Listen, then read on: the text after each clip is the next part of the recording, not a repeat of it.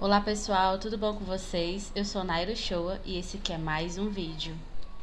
O texto que eu quero fazer você refletir nesse vídeo tá no livro de Josué, capítulo 12, ou melhor, capítulo 11, no versículo 15, que diz assim: Tudo que o Senhor tinha ordenado ao seu servo Moisés, Moisés ordenou a Josué e Josué obedeceu, sem deixar de cumprir nada do que o Senhor tinha ordenado a Moisés.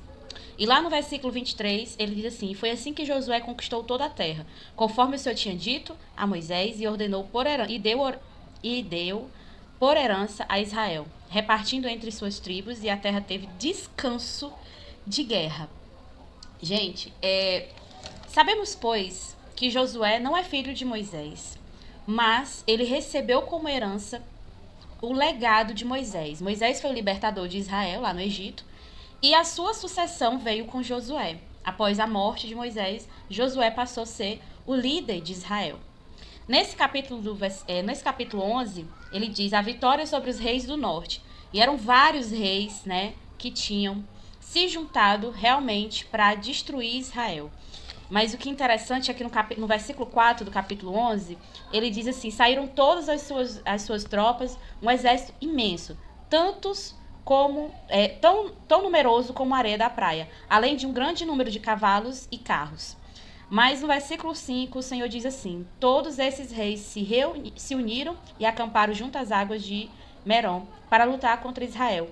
E no versículo 6 ele diz assim: E o Senhor disse a Josué: Não tenha medo deles, porque amanhã, a esta hora, estarei.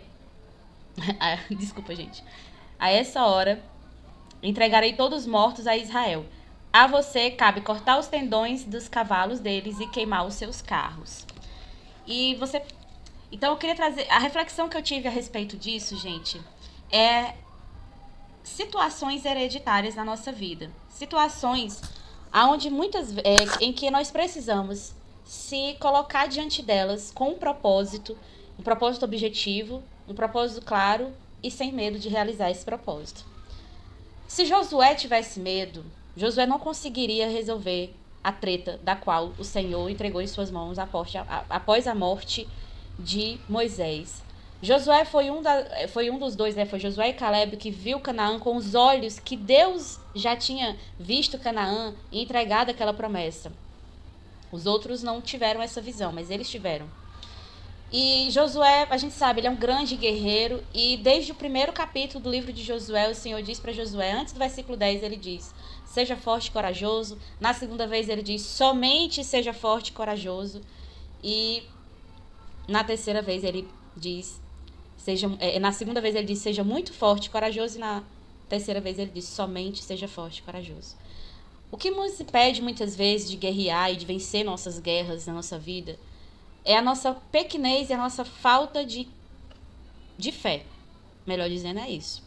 Porque a gente vive um mundo pós-racionalista, né? O iluminismo, aquela toda coisa humana, do homem salvar o homem, que não existe. Essa coisa da filosofia que a gente aprende, como se a gente realmente pudesse salvar uns aos outros. Isso é algo irreal e até antibíblico, porque o homem não pode salvar a si mesmo. E muitas das vezes nós temos guerras que vêm de outras gerações. A minha bispa, ela diz assim: guerras que nós vencemos, nossos filhos não precisarão vencer. Qual é a guerra que você tem evitado lutar? Será que a guerra que você tem lutado tem tido um efeito que deveria ter? Será que você não vê que você está vivendo algumas situações que estão se repetindo, que vêm de outras gerações?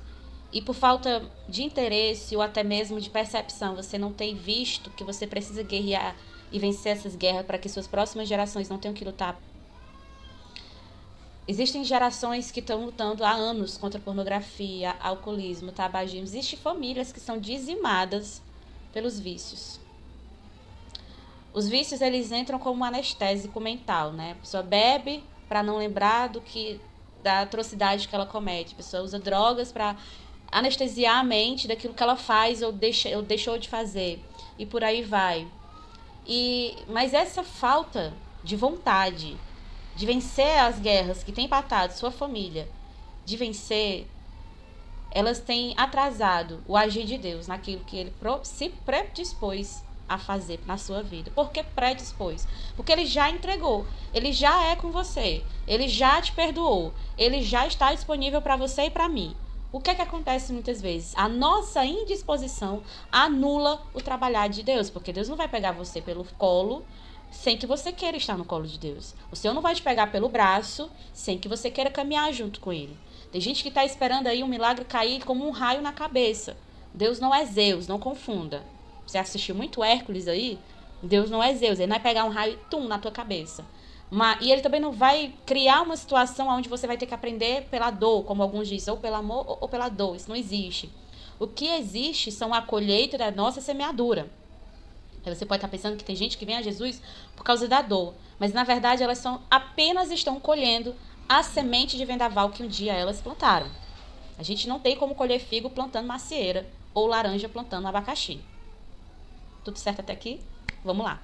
Então, assim, existem heranças que nós deixamos para os nossos filhos, existem legados. Assim como Moisés deixou um legado para todo Israel de obediência, de honra e de princípios, Josué recebe essa unção da parte de Moisés, da parte de Deus, de obediência, de honra e de princípios. O que acontece algumas vezes existem pecados que são transgressões, né? Quebram princípios, quebram alianças, quebram tudo aquilo que Deus pré-estabeleceu para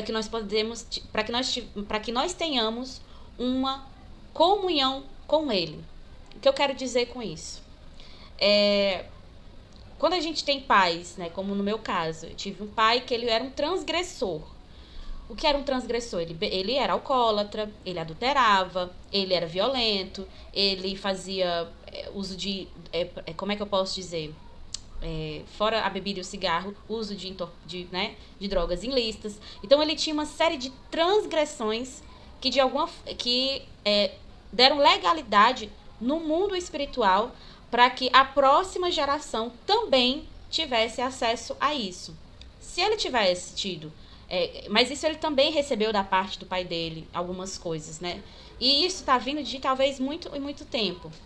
Então, quando eu, Naira Shoa, decidi romper com isso, mesmo que inconscientemente, sem entender, né, sobre pecados, sobre transgressão, sobre heranças hereditárias, sobre pecados geracionais, mesmo sem entender tudo isso, desde muito nova, eu entendia que não era aquilo que eu queria para minha vida.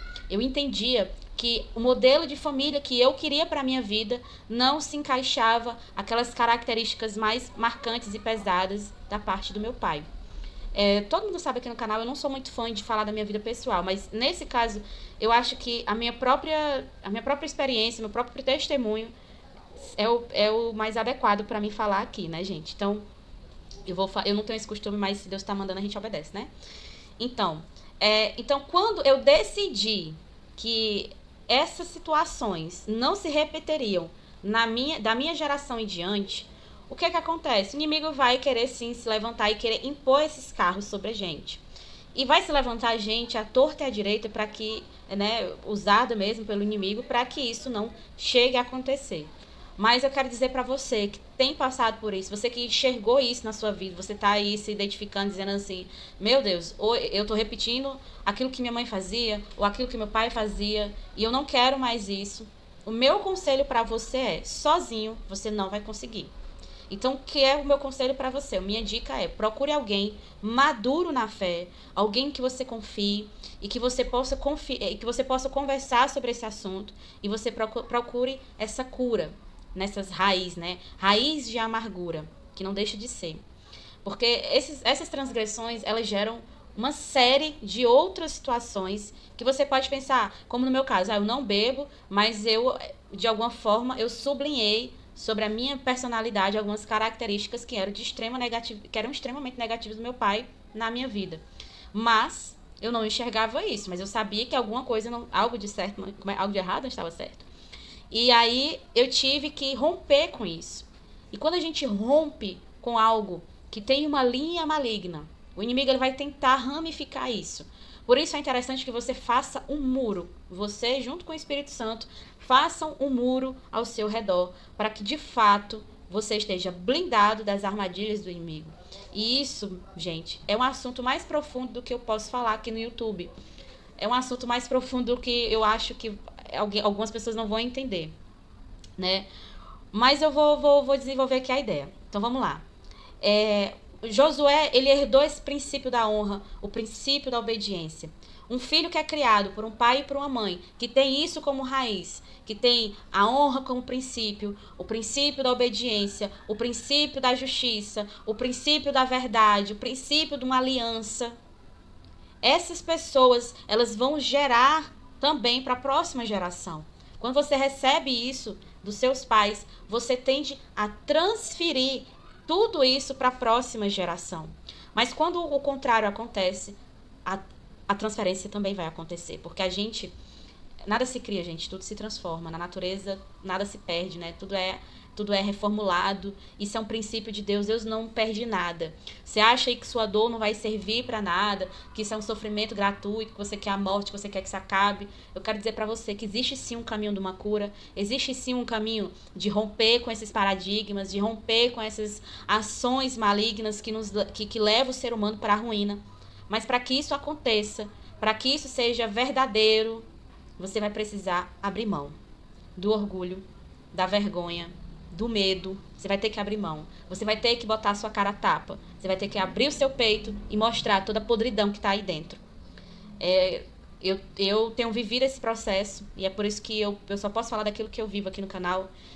Quando eu falo que algumas coisas... Todos os vídeos, gente, todos os vídeos que estão aqui, ou pregações que o Senhor já ministrou, que o Senhor me chamou para ministrar, eu costumo dizer que eu sou a primeira a ouvir, então é pra mim, sabe? Cada vídeo que tá aqui é pra mim primeiro, e aí a gente compartilha e transborda.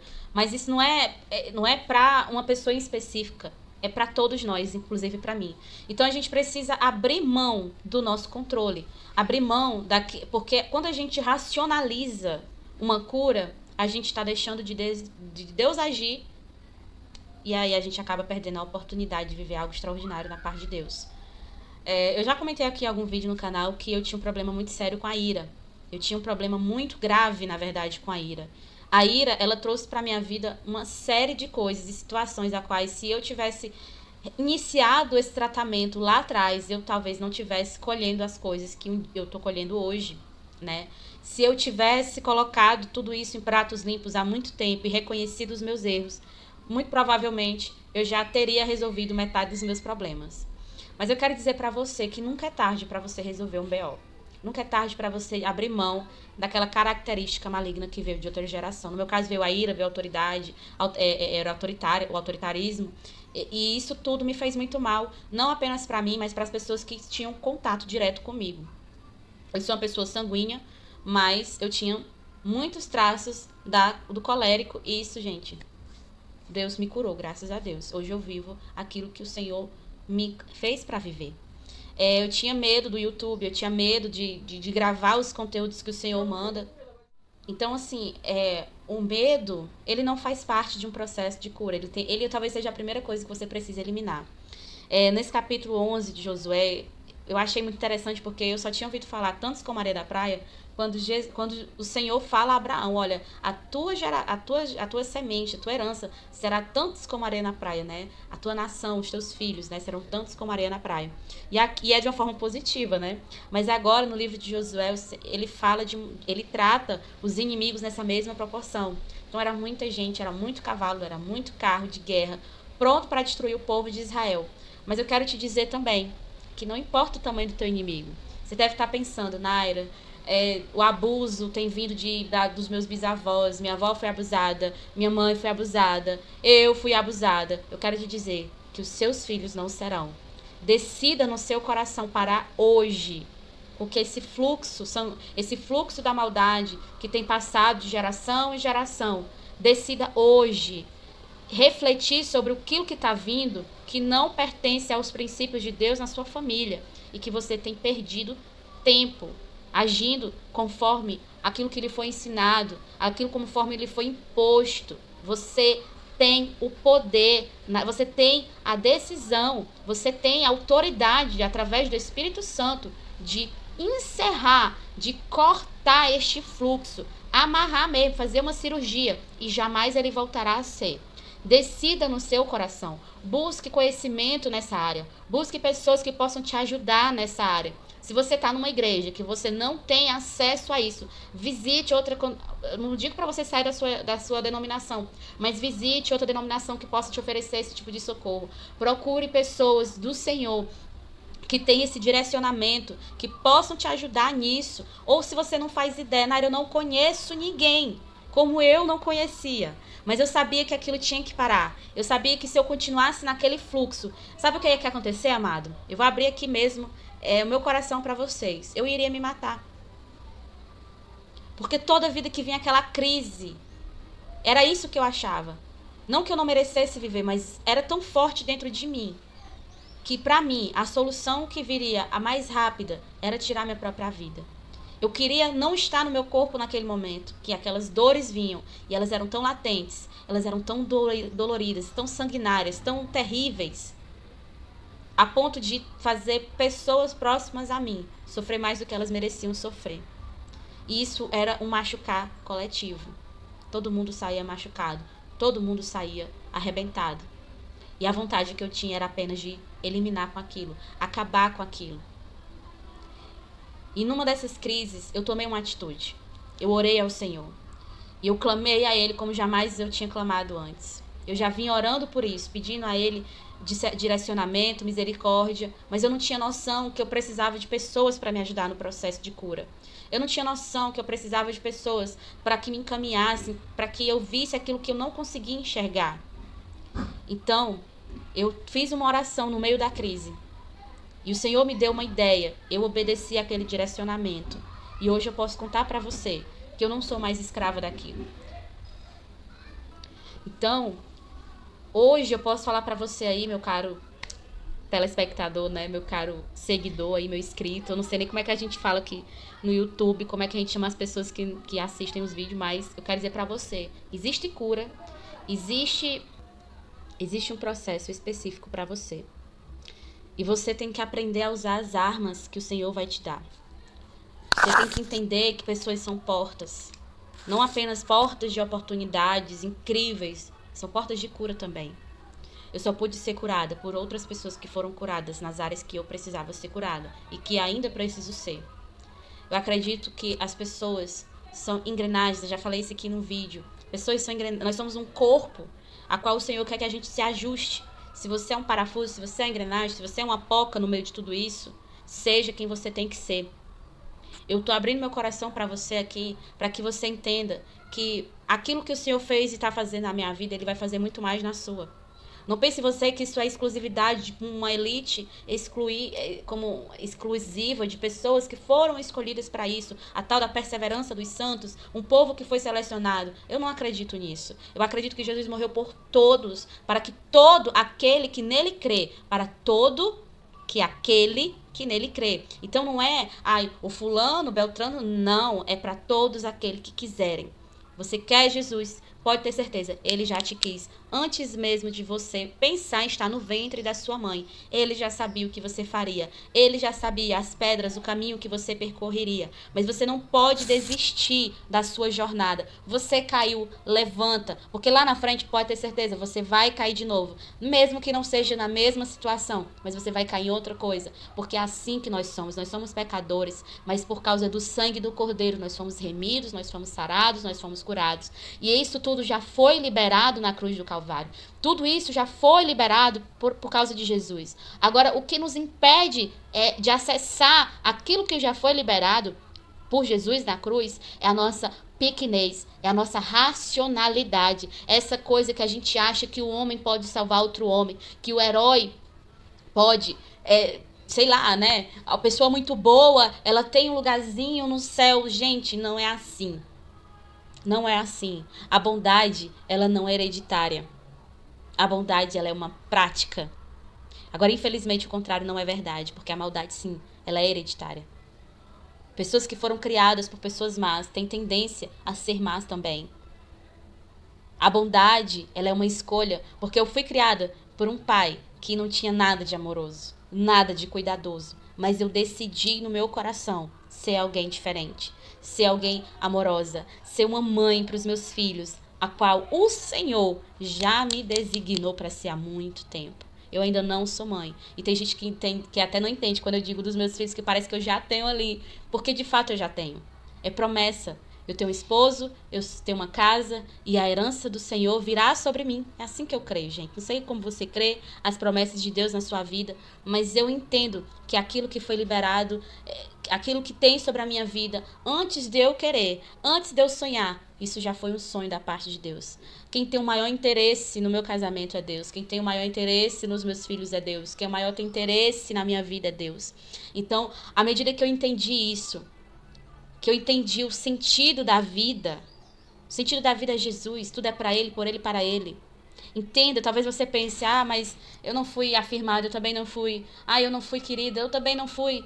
Eu fui rejeitada, gente, eu também fui. Mas o Senhor te quer, o Senhor não te rejeita, o Senhor não te desprezará. O Senhor diz que aquele que virá a mim eu não desprezarei. Então para de ficar usando tua dor e tudo aquilo que você passou como muleta para você viver onde você está. Porque é confortável, você já conhece a dor, você já conhece aonde dói, você já conhece aonde sofre, a lágrima que escorre, o gosto que ela tem, você já sabe os dias que o que você faz no dia que você não tá legal, você já sabe de tudo isso. E parece que isso tudo é muito confortável, as pessoas entendem sua dorzinha, ela tá naquela crise, e elas respeitam, porque era assim que as pessoas faziam comigo, era assim que eu fazia comigo mesma. No dia que eu não tava bem, todo mundo, ela tá naqueles dias lá, não é bom mexer com ela. Então até para as pessoas lidar com você, elas começam a viver dentro da tua atmosfera. Gente, isso tem que ser rompido. Nós não fomos criados para o sofrimento. Nós não fomos criados para a angústia. Nós só não fomos criados para isso.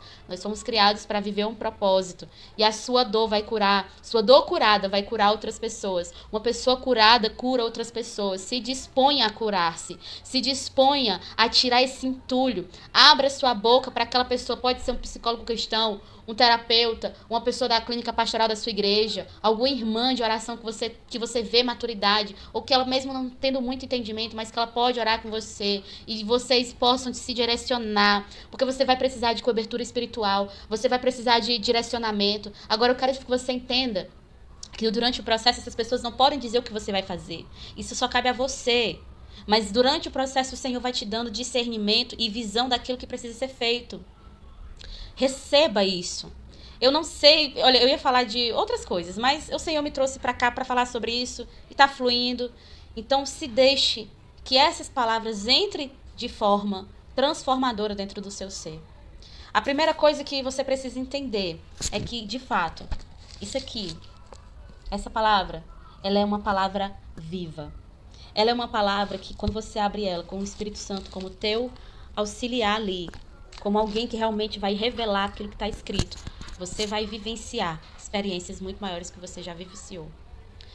E eu sei que esse vídeo vai chegar aonde precisa ser chegado. Se você conhece alguém que está dentro dessas características que eu comentei aqui e que precisa ser curado, precisa acordar para curar, para cura, para libertação, compartilhe esse vídeo com essa pessoa.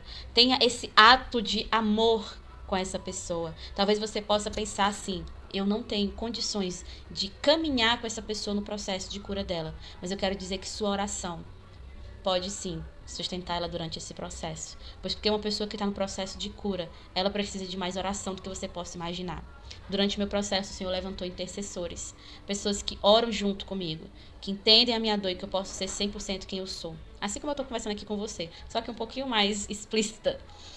Eu quero que você entenda que Jesus tem um projeto lindo na sua vida. E o projeto que, para ele concluir, ele precisa que você realmente não abra somente a porta, mas que você mostre todos os compartimentos do teu coração. Inclusive aquele quartinho escuro, onde você costuma jogar tudo aquilo que te machuca. E que de vez em quando esse quartinho fica tão entulhado que acaba vazando alguma coisa para um cômodo mais claro. E aí você tem crises, e aí você tem... Enfim, você sabe o que você tem nesses dias. Eu quero te dizer que o Senhor, Ele quer limpar esse quartinho também. Apresenta cada compartimento do Senhor da tua vida. Os quartos, a sala, a cozinha, toda a tua casa, todo o teu ser. Amém? Eu espero que você tenha, realmente, que o Senhor tenha falado contigo através desse vídeo. E até o próximo, tá? Um beijo e um Feliz Natal para todos vocês. E com certeza, eu não sei se eu vou gravar vídeo até lá, mas desde já eu quero desejar um feliz ano novo. Um beijo e até o próximo vídeo.